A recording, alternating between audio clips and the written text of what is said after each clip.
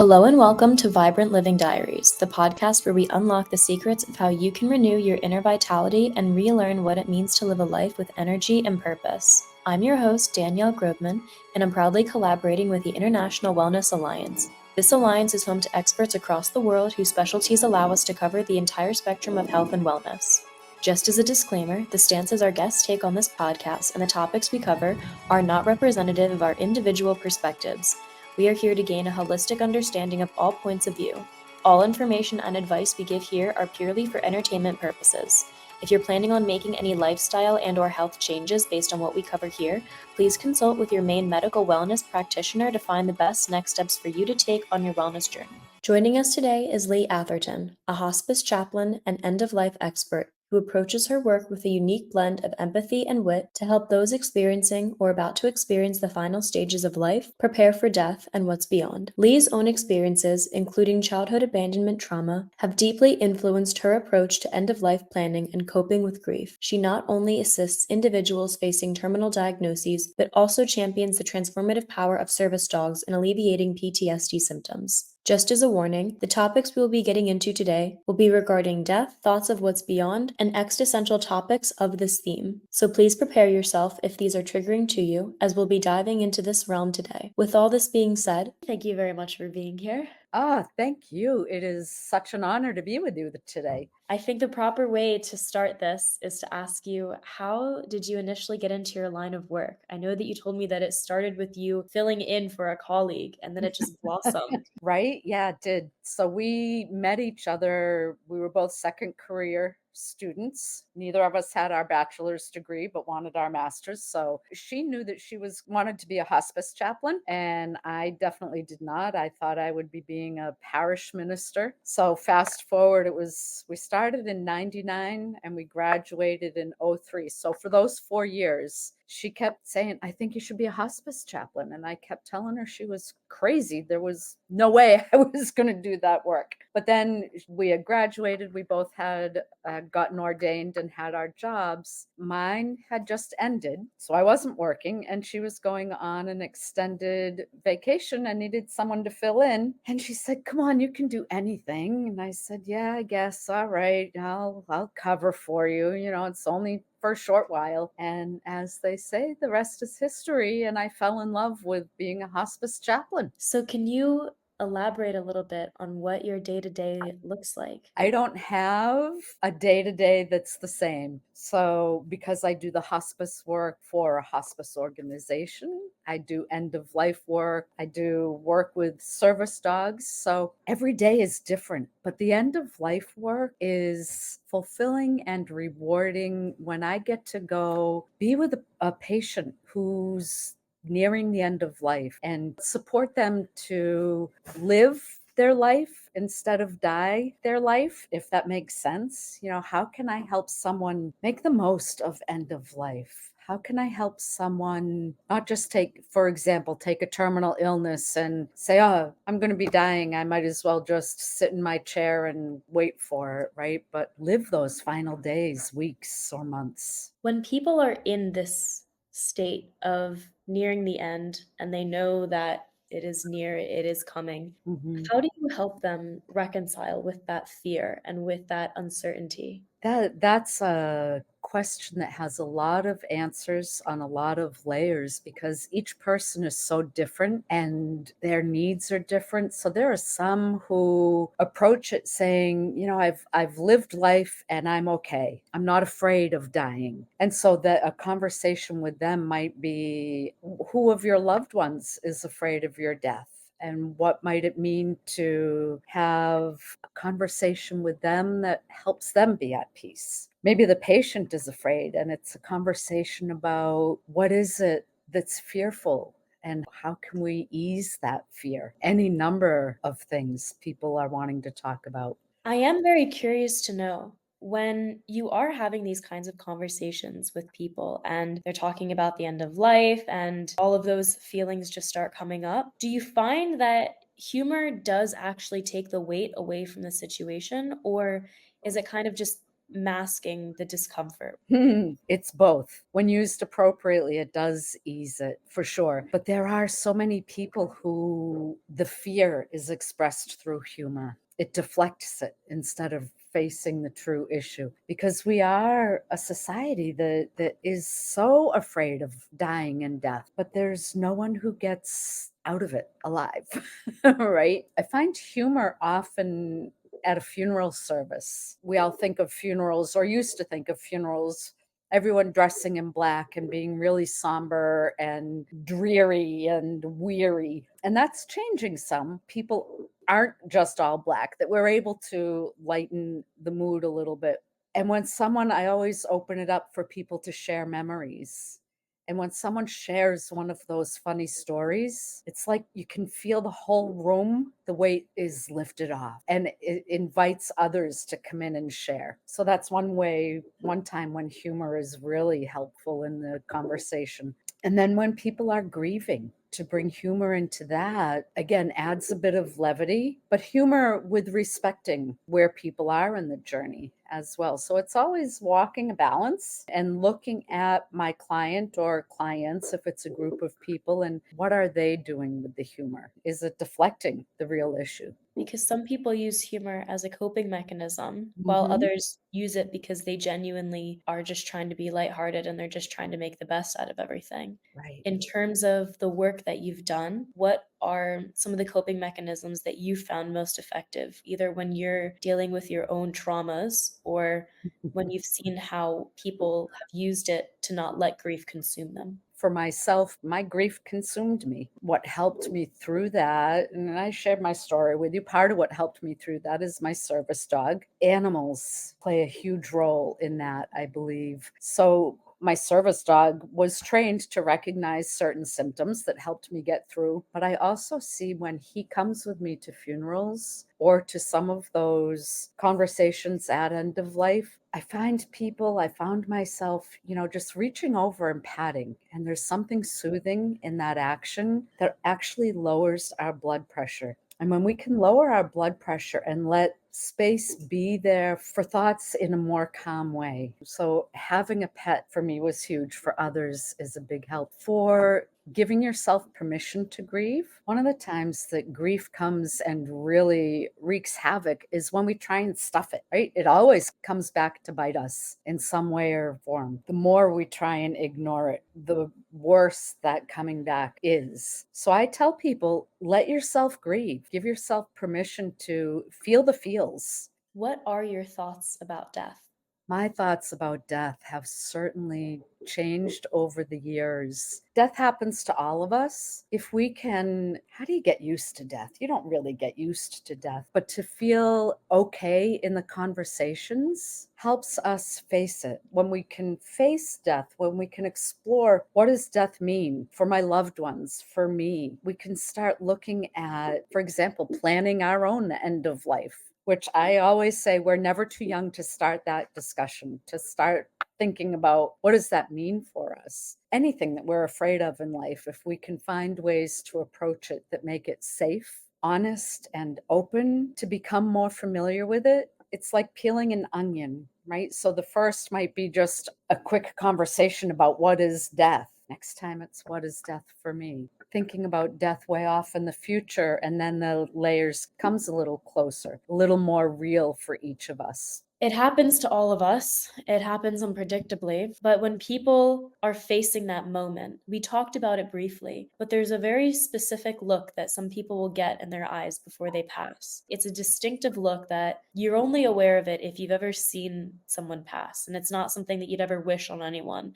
But if they have witnessed a death, there is a look of almost panic and fear of, oh Mhm. shit, this is happening to me. I can't do anything about it. And then also the look of regret in that they didn't accomplish everything they wanted to accomplish. You've been having this kind of work for years now. How do those reactions shape the way that you think you will perceive that moment when it comes? Excellent question. So, part of my work, part of my vision in the work I do is to have those moments be something different. I think those looks of panic, of fear, are when people haven't had an opportunity to explore what it means for them or to explore their regret. I like to tell the story of a death that I was at, that there was a whole lot of conversation beforehand, a whole lot of what is your faith? How does your faith inform your beliefs about your dying and your death? For months, this person and I had been able to talk. And what are your regrets? How can we address those now before you die? And when death came, his granddaughter had talked to him, Pepe, when you die, you're going to see Graham in heaven and you can dance with her. And so it was creating a vision of something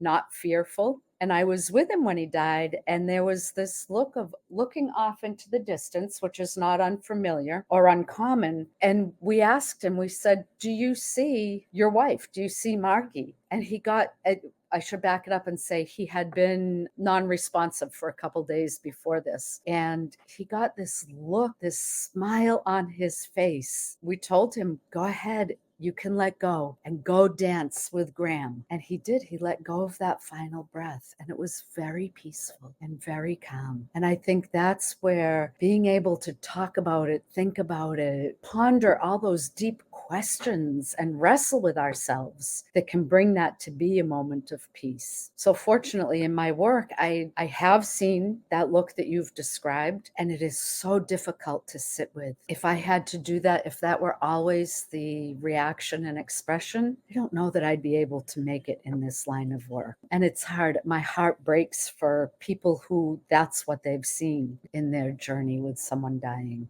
We mentioned before that you had a traumatic experience in 2016. Can you touch a little bit on that, if it's not too personal, and how it kind of influenced your perspective on your work and your life moving forward? Absolutely. So I am the youngest of 4 kids. My 3 siblings were quite a bit older than me. The middle of those, he had a lot of addiction challenges and mental health challenges in his life. I grew up in a fairly dysfunctional family. I had mentors in my life, though, who kind of helped me see from a different perspective and step outside that dysfunction. And so there were times that I had pushed back on who he was, what he was doing, what his life choices were. So my dad had come home from the hospital. My brother was there and was verbally and physically abusive to my dad. Long story short, I called the police, who arrested him. He was in jail by the time my dad died, and he didn't get to say goodbye to Dad. He didn't get to be at Dad's funeral.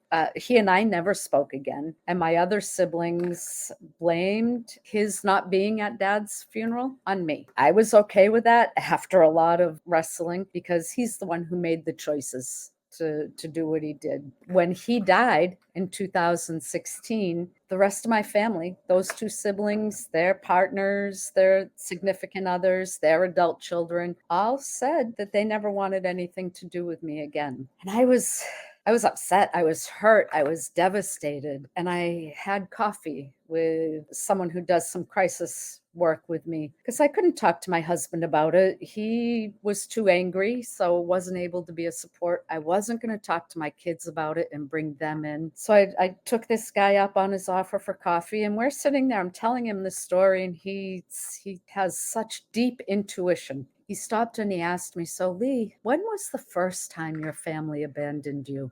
And I was like, wow.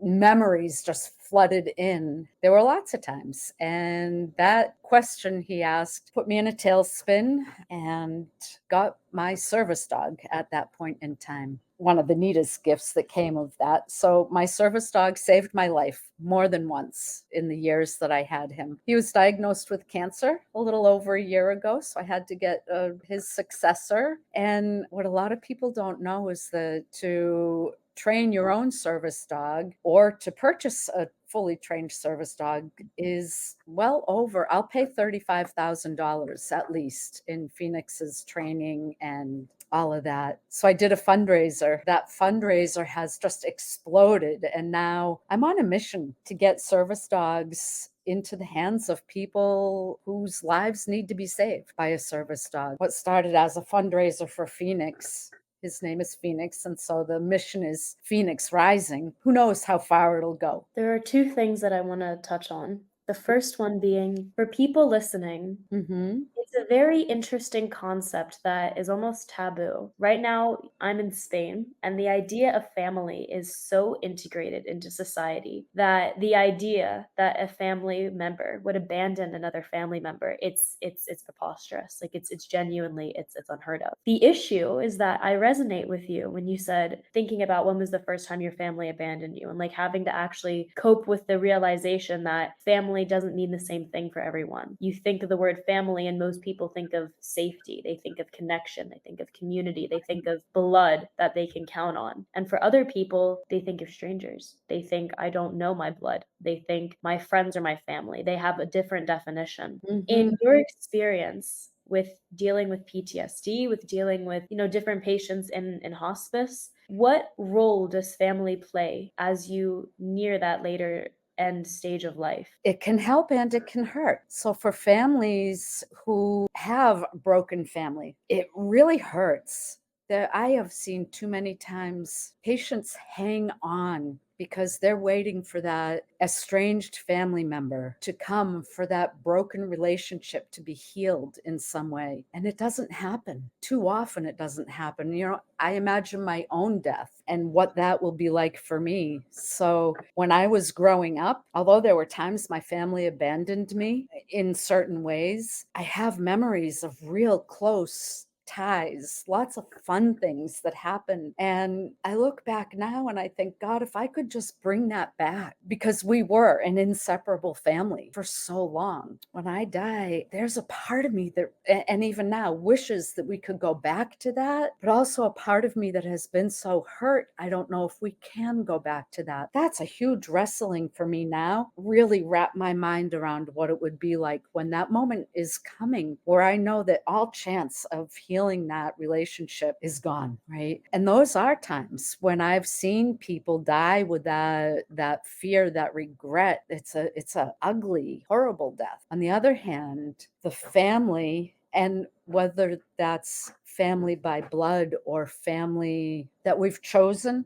along the way, who have become family just by who someone has been in our lives. I've seen so many times where a person has waited for the family member who's out of state to be there. And you can see that they're just hanging on, and that person arrives and it's like peace fills the room because they're able to face say goodbye and I love you. So it can play a role in two extremes in a person's dying and death. For people that maybe feel like they don't have a family and they don't really have that person that they can turn to for that sense of peace, what have they turned to? We just had a patient come on our services within the past couple of weeks who has no family. So the question for our team in hospice is, how can we go in and fill that role? No one will ever fill that role of family. Again, whether a family by blood or by choice throughout life, the relationships that they can build can begin to fill that. Sometimes it's people's faith, something greater than they are that has been with them all through life. A common word for that is God, and however we define God, right? My God created me. My God has been with me all my life. And at the last, no matter who's there or not, God is always by my side. But there are also those people who don't have that and who do die a very lonely death. When I think of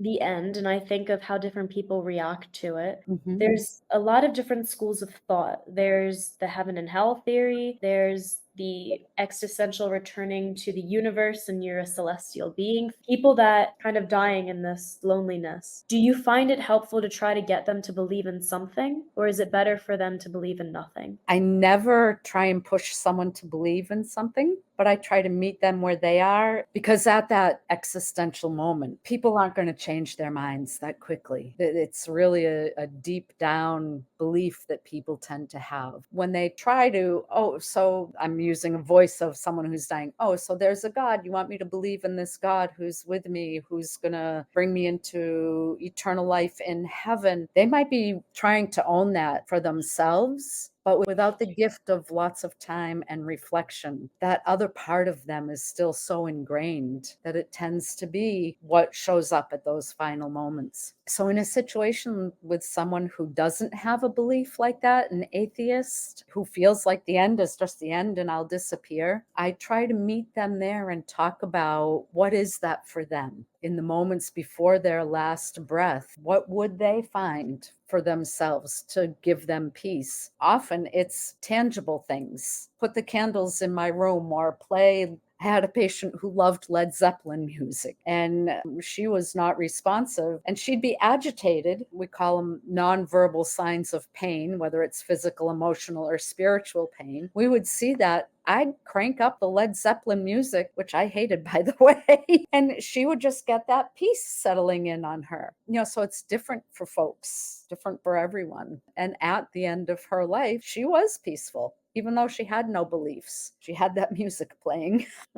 For music, it's an escape for a lot of people. It is very powerful in the sense that it can conjure a lot of different emotions, and some people are more in tune with what helps them and what doesn't. Isn't that so true?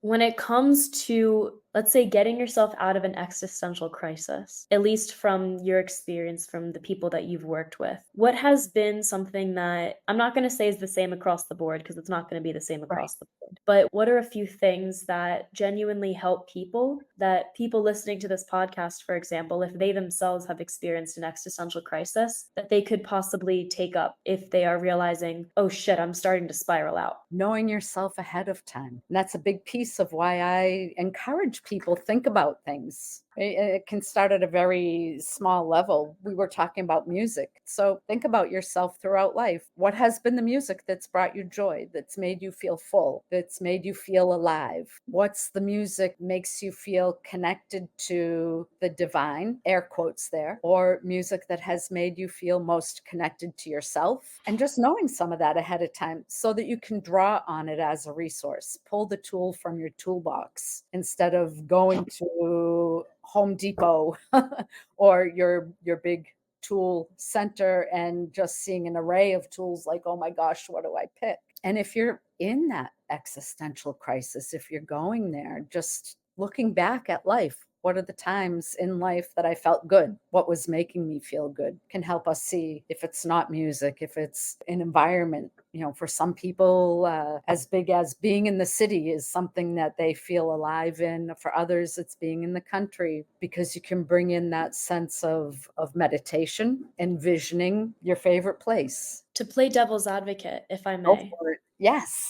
I'm fully freaking out. Is it counterintuitive? Because the way that my brain thought of this was, okay, what are some things that make me feel alive? Walking in nature. When I die, I'm never going to be able to walk in nature again. That makes me scared. The issue isn't necessarily death itself. It's the process of dying and consciously being aware that you are not going to be here and you are never going to be able to be here again. And like the literal stopping of breath, the stopping of heart. And it's said that the brain is still active for 7 minutes after it's gone, because your neural networks still need to process that it's no longer a thing. Mhm. So when we're trying to get out of an existential crisis, how do you find from your work that you've been able to help people get out of that spiral? Fascinating question. Honestly, I've not been with someone who's been at that spiral at the end of life. And I don't know if that's because we've had time beforehand to have more conversations that help that when that moment comes, that fear isn't there anymore. I think what I would be doing is, what's coming to mind is what we call the ministry of presence, right? It's just being there. And for me, I've found a lot of times that when life is spiraling out of control for someone, being that presence where they can just verbal diarrhea. I think it's a good way to describe what some people do. But you've got me really thinking, and I'm going to ponder that question. I'm all about being prepared, right? I'm sure that's going to come up sometime. It could just be, like little kids haven't had the time to properly process. But I was like counselor in training at a camp a few years back, and there was a girl that had a stroke, and she was used to them because she had a chronic illness and that was unfortunately just part of her life. And I remember I was speaking with one of my friends after, and she could not wrap her head around it. She just could not cope because even though the friend,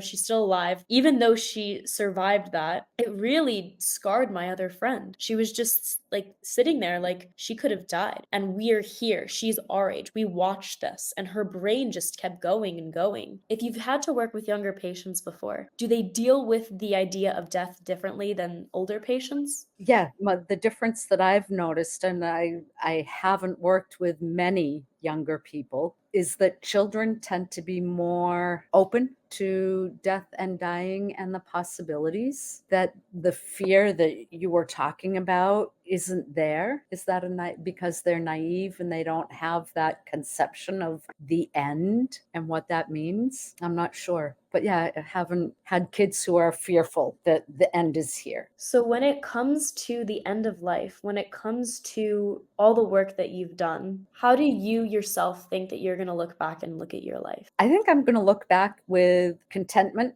a smile on my face, feeling like I do now, that my life has been chapters of chaos, but I have been able to persevere and learn and grow and discover and make the most of times in my life. In a sense, that's a gift that being in this work has given me. Don't just let time go by without paying attention to what's going on and making the most of it, and being an agent for change when it's needed, when it's called for. Let's say someone is depressed and all they want to do is die. Have you ever had a patient like that that's been able to regain their zest for life? Something that is plaguing, unfortunately, the youth is also depression and anxiety and chronic over. Huge, huge, right? One of the ways that I've talked to people who are in that space, there's a book by Henry Nouwen called The Wounded Healer. He talks about out of the wounds of our life, we're able to connect with people differently and help them heal. I have gone to that space because I've been in that place a few times in my life. I've had a plan in place to take my life. So to come and say, I can't say I know totally where you are, but I've been there myself and there's hope, and just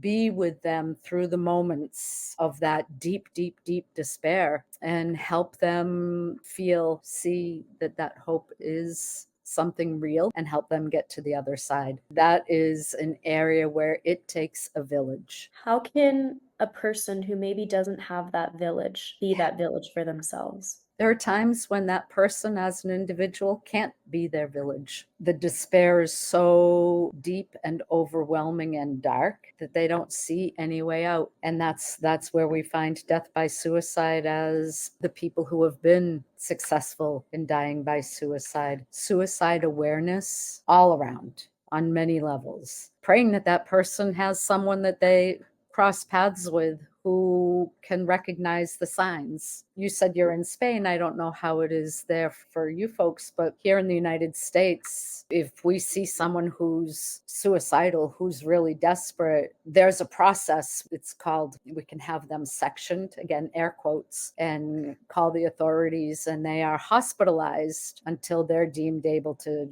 speak for themselves and they've recovered enough. Having someone who sees, oh my God, this person is at this place. Can I help them? Do I need to call in an expert? And getting them into the hands of the experts who can help them. For some people, and this would be if you knew someone who was in that space. For me, it was always the times that I was closest to taking my own life was someone reminding me that my children needed me. And that took me out of the brink. Not that that solved it, but it stopped me from suiciding. It's a hard one. What are your thoughts on suicide? It's heartbreaking. It's real. People are in real places, and sometimes it's just not something that we can stop. That if someone has gotten to a truly determined place, no matter how hard we try, we can't stop it. There are some religious models that say that if you die by suicide, you're going to hell. I totally disagree with that. And you might notice my terminology. I will not use the term commit suicide, because the word commit means you've committed a crime. Suicide is not a crime. People who are suicidal need our compassion, need our love, need the understanding that our brains, we don't always have control. It's like addiction. You can't expect someone to just stop drinking. You can do it. No, our brains don't work that way. Oh, just stop being depressed and get out of that. You don't have to die. It's not that simple, and recognizing that. We're almost up for our time today, which is a very wonderful way to end this. But how would you want to end this? I feel like that deep breath, that sigh, is in part an ending. It's a message to take a moment to take a deep breath and look at where you are. Take that moment to allow something else to come into your space, right? We talked about how different it is for everyone. Open your heart to what's out there. When I think of giving that final message for life's ending, do what you can now to plan for the end of your life, right? And what a small phrase to use for a huge topic. Start now thinking about it. It's never too early, so that when your final moment comes, you've done what you can to have there be no regrets, to know what you might want, what you might wish, and know that that's always evolving and changing. And what you think about today isn't set in stone, but you can come back many times. Thank you. I think that's a beautiful way to end for the day. Thank you. And that wraps up today's episode of Vibrant Living Diaries. It's been an absolute pleasure having you with us. A huge thank you to our guest for sharing your expertise and to the International Wellness Alliance for making this all possible. And we hope that you've been inspired to take the next step forward in your own wellness journey. As always, we're eager to hear your thoughts and experiences. Connect with us on our social media platforms and share how you're integrating the knowledge gained here into your daily life. I'm Danielle Grobman and can't wait to continue this journey with you in our next episode. Until then, keep exploring, stay curious, and embrace the vibrant life you deserve. Speak soon.